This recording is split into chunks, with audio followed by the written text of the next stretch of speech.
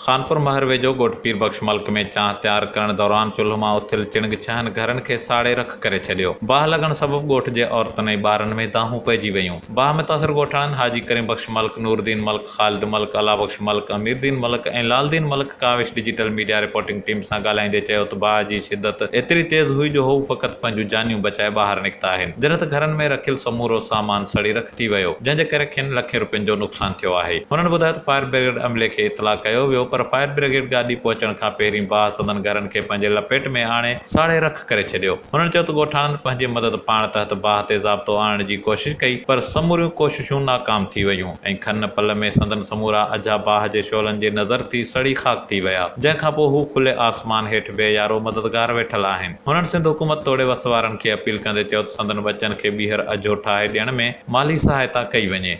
अज़ीम Sial, Kawish digital media reporting team, Khanpur महर।